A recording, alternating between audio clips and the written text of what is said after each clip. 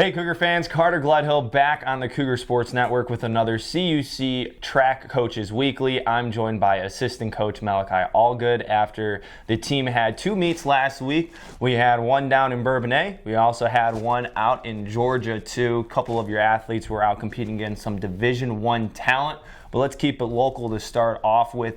Gabrielle Harding, Martin Egbo, two fantastic performances in the hammer throw. Martin setting a new school record over by breaking it by 2 meters. And then Gabrielle Harding also too with a first place finish with a throw of 48.13 meters. Hey, big dogs ate on last week's trap meet, and you got to be feeling pretty good about that. Sure. And I think first and foremost, let me just say it's an honor to be here with the award-winning Carter Gledhill in sports information. But great question, Carter. I think the best part about this, Carter, is that these are the meets that really matter, right? We're getting into the dog days of the season. It's starting to get really late, Carter. We want them hitting these points right now so that as we get into conference next week, Carter, that is exactly what we're going to get out of them again. And I think especially for Martin, that was something that he was pushing for. He really just wanted deep in his bones, Carter. And I think that at the end of the day, all the technique that Gabby and Martin have put into this is starting to pay off, and it's starting to slowly piece together in competitions. Well, I saw the Twitter video, too, of Martin in your office taking the Sharpie, crossing out the program record that was set, I believe, back in 2021. But from what it seemed like, that's one of the cool opportunities that you can have as an athlete is being able to write your name in the history book of a program.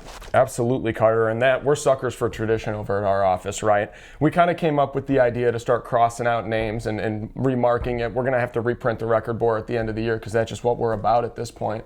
But truthfully, it's something nice for him to be able to see a tangible measurement of his accomplishment. Well, we also had some first place finishes on the women's side. Ariel Martinez, first place in the steeplechase. That's also a PR for her. So the steeplechase, haven't really heard a lot of athletes at CUC compete in the steeplechase, but first place finish, a personal record, and get some points in the team side of the track meet as well. Absolutely, Carter. I think the best thing is that there was an open window. We saw it and we jumped right out of it. I'm super happy that her first time out, Carter, she was able to do that, go and get first. It sets a standard for what we can do moving forward. I think she's going to do some damage in the conference. And we also saw Laura Hall also pick up a first place finish in the pole vault too. She was an award winner at the Charlies, and she's had a very successful career here at CUC.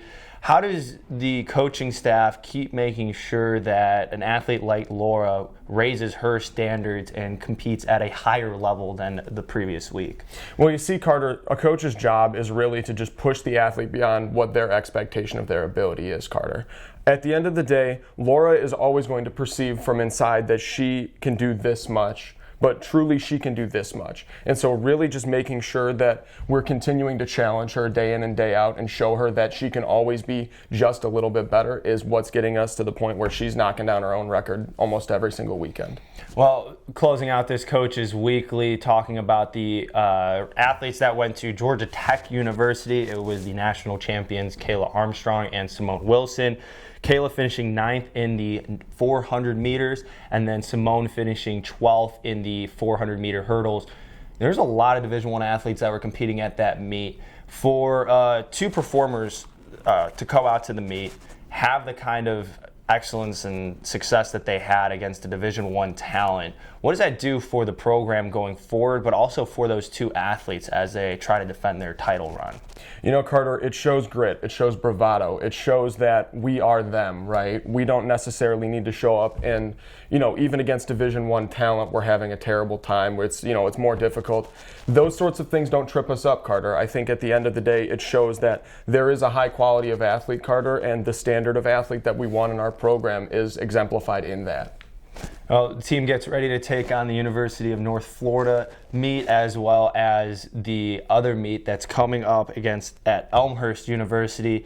Obviously, teams going in two separate directions, but there's still one main focus for that weekend. What is that focus? The focus is to just tune up, Carter. We want to make sure that they're ready for next week. This meet is the final one. It's kind of like a glorified practice before we get to the big one. We get to the show, as they say in baseball, right? I think we just want to make sure that they're as prepared as they possibly can be at the end of a tough semester academically, just making sure that we can go out there and perform at our highest capabilities, Carter.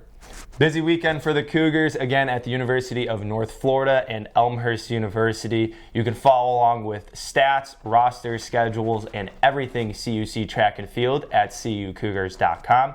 I'm Carter Gledhill. He is Malachi Allgood. Signing off from the Cougar Sports Network. Best of luck this weekend and next, and I look forward to talking with you again. Appreciate you, Carter. And as always, go Cougars.